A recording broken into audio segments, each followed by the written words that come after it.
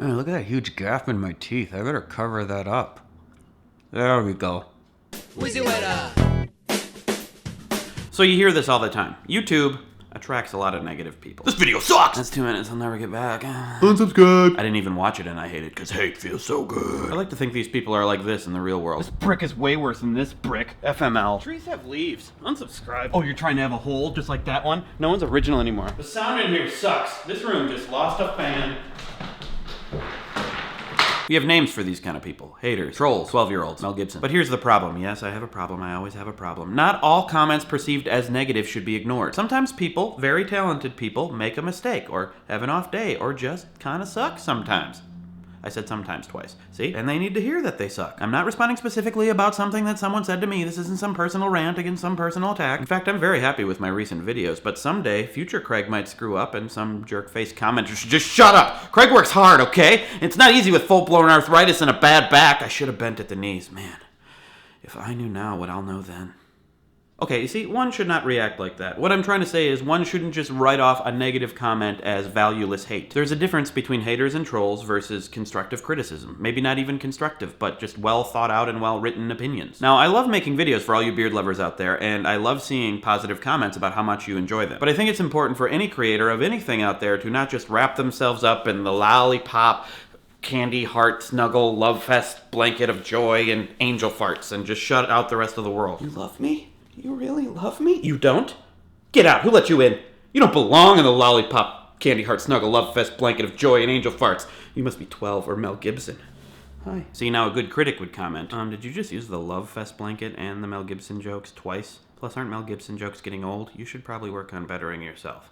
LOL. Probably shouldn't end with LOL. That undermines everything. Now I'm critiquing their critique. Anyway, if you surround yourself with only people that agree with you and love what you do, you become trapped in the smile circle.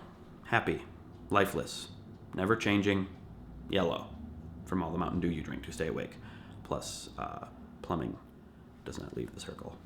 Gross. But you know what can save you from your boring, rather unsanitary smile circle? Critics. I understand when we work on something for days and days and days and Dave days and Felicia days and Tayzun days, and we put it out in the world, we just want everyone to love it. And it's very easy to get angry with people who don't love what you did or love what you love. Sometimes they very well might be stupid jerk-faced troll haters who smell, but sometimes they're thinky, intelligent, thoughtful, helpful jerk-face haters who might smell.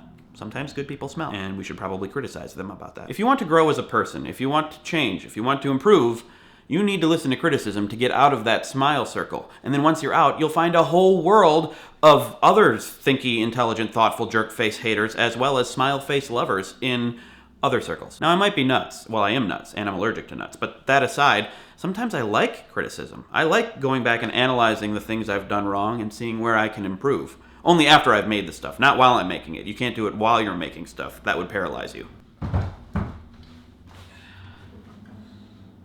You might want to tune that B string. Acoustic guitar, really? Why don't you smoke a doob, hippie? That G's a little bit low for your register if you're going to be singing. I'd suggest using a capo.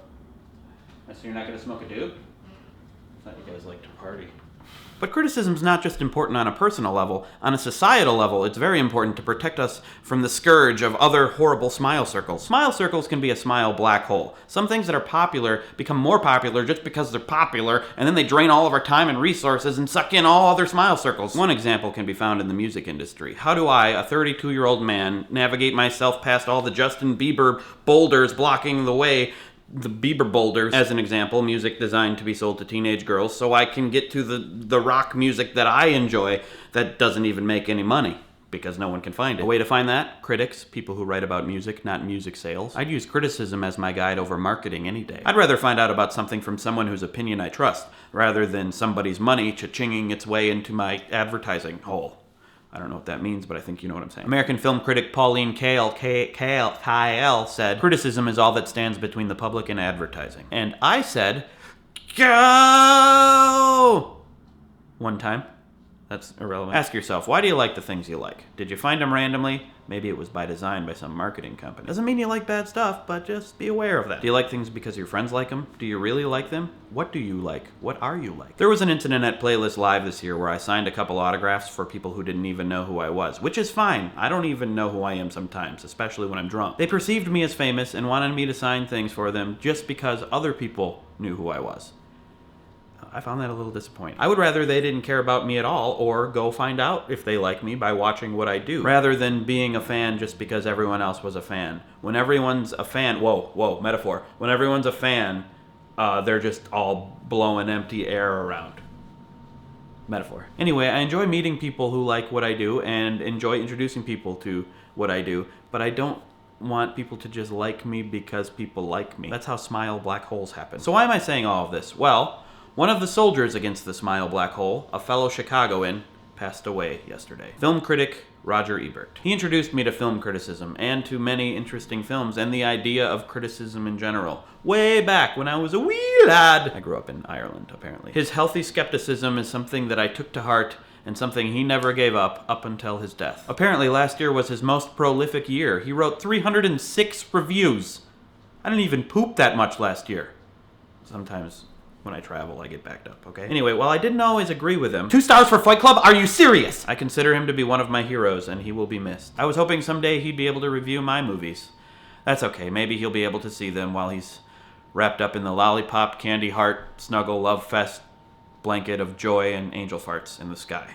No, he'd probably hate that blanket. Anyway, rest in peace, Roger Ebert. WheezyWaiter.